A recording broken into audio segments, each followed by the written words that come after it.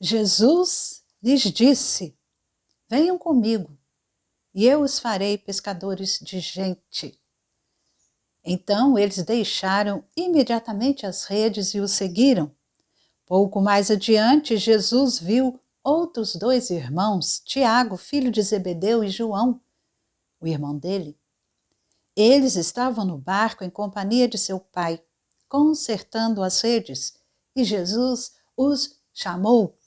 Então eles, no mesmo instante, deixaram o barco e seu pai e seguiram Jesus. Olá, como está você? Está lendo a Bíblia, orando, praticando a palavra de Deus? Espero que você tenha um ótimo dia, uma ótima semana, na graça do Senhor Jesus. Você já ouviu o chamado de Jesus Cristo? Ele chama. Ele já o chamou? Ou ele está chamando você agora? Responda com a entrega definitiva.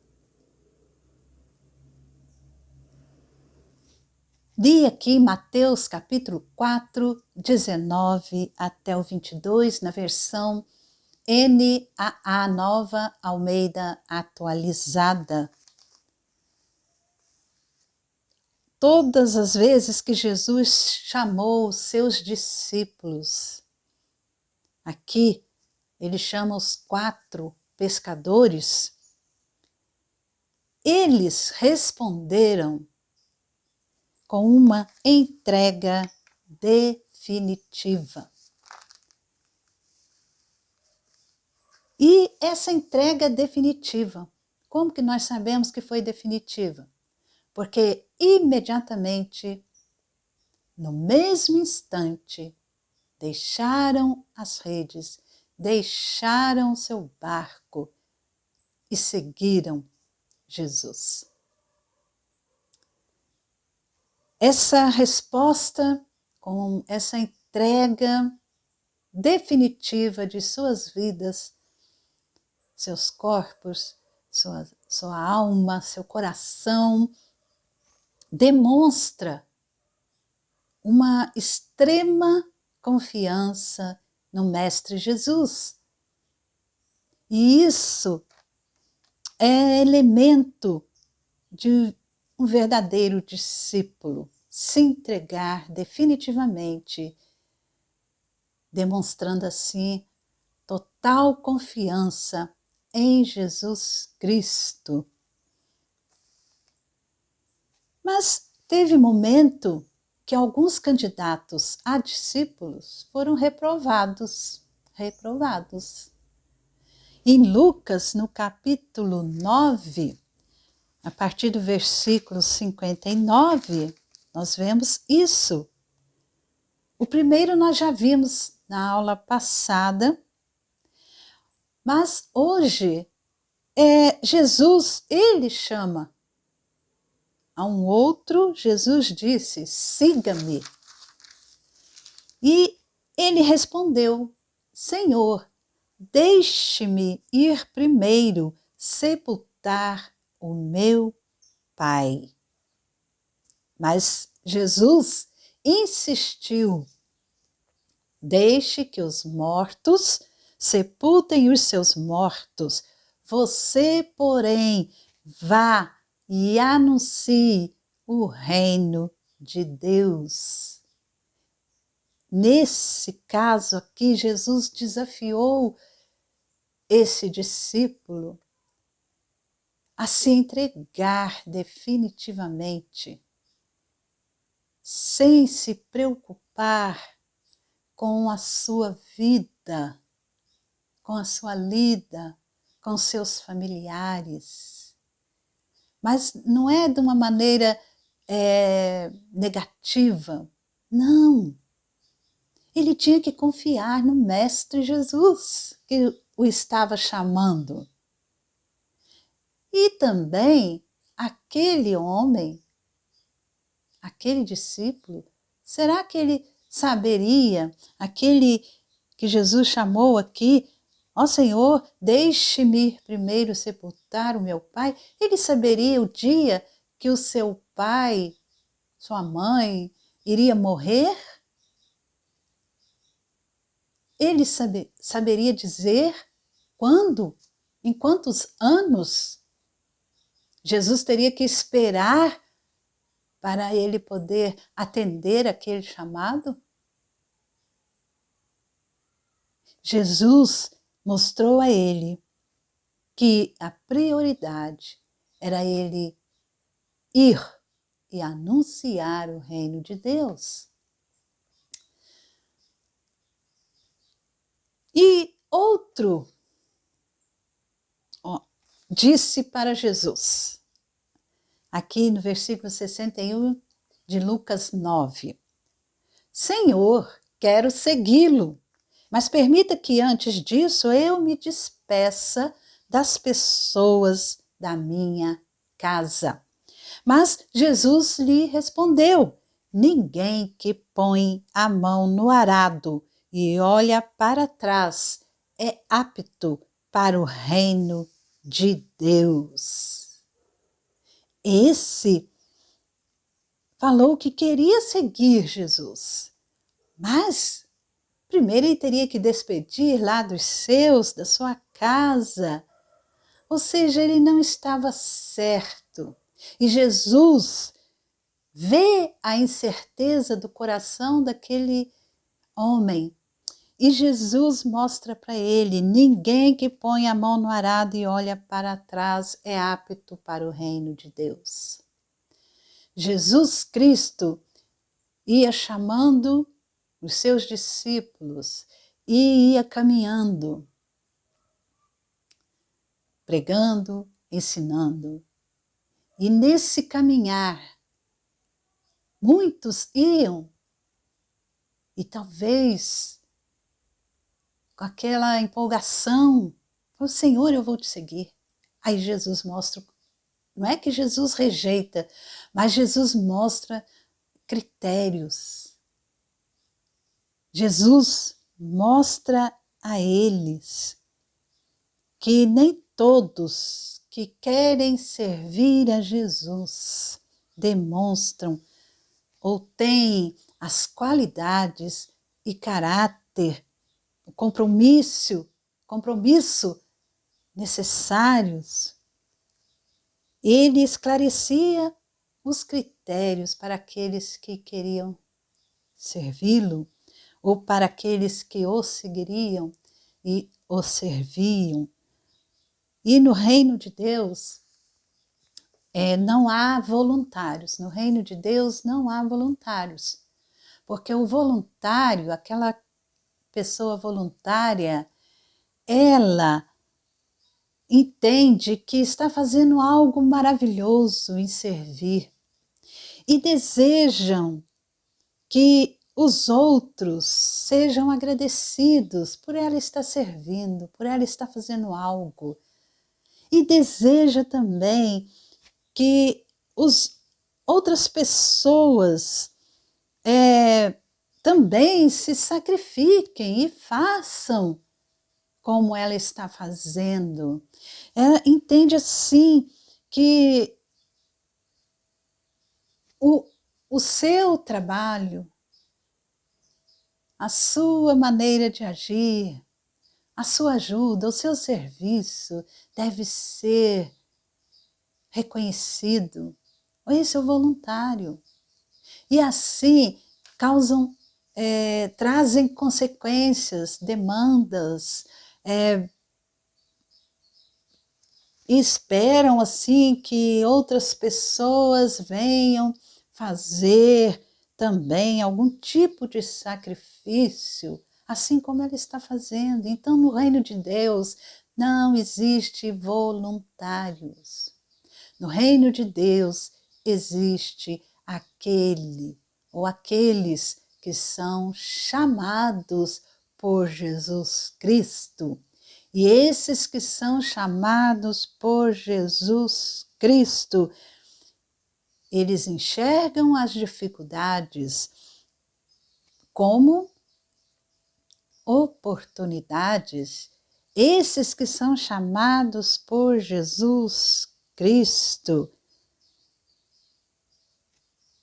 eles se dedicam, se entregam definitivamente. Não há volta, não olham para trás. Jesus diz: quem põe a mão no arado e olha para trás não é apto, ou não está apto para o reino de Deus. Porque olha para trás. Como que vai seguir o mestre? Por onde ele for, por onde ele mandar ir e ficar olhando, pensando nas coisas que deixou para trás. Aquele homem poderia ir, vou despedir dos meus pais primeiro e poderia não voltar mais? E Jesus viu a incerteza deste homem. Jesus então mostrou a ele que ele quis pessoas decididas, pessoas que não titubeavam, pessoas que se entregavam imediatamente. O primeiro aqui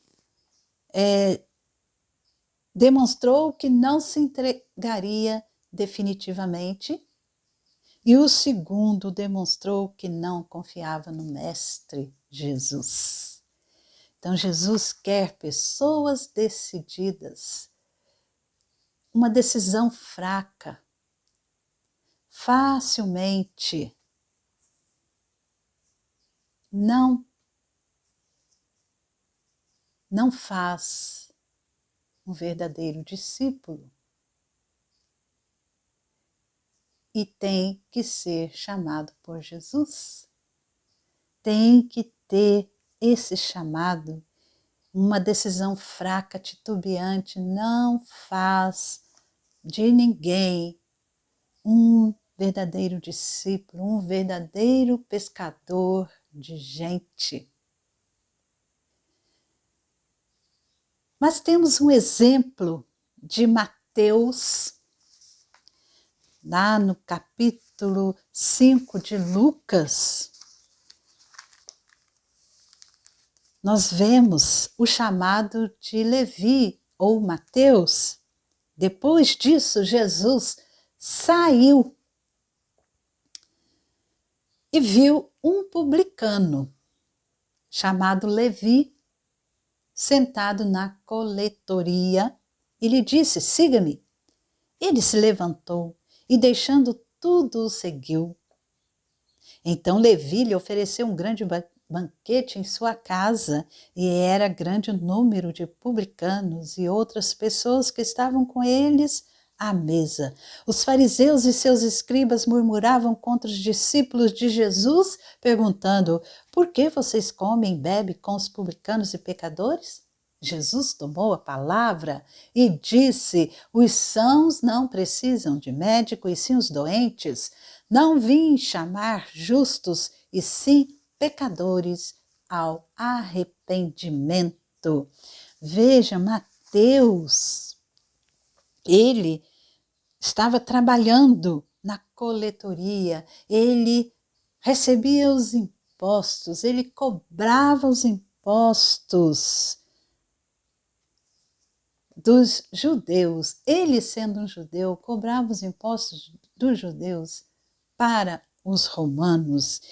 E a resposta de Mateus, que estava sentado ali no seu lugar de trabalho, Jesus falou: siga-me. Ele se levantou e, deixando tudo, o seguiu. Vejam, a entrega foi total, foi instantânea e definitiva. Mateus era um publicano, um cobrador de impostos. Ele era fiel a Roma, ao Império Romano. Ele cobrava impostos do seu próprio povo e repassava aos romanos. Mas acontecia muito que uma parte daquele dinheiro que ele cobrava ficava com ele. Muitos publicanos tiravam grandes quantias de dinheiro do povo e dos quais repassavam apenas parte para Roma. E os romanos faziam vistas grossas. Muitas vezes o publicano determinado valor o imposto, mas ele cobrava mais do povo, ficava com uma parte e entregava a Roma, a parte que cabia a Roma.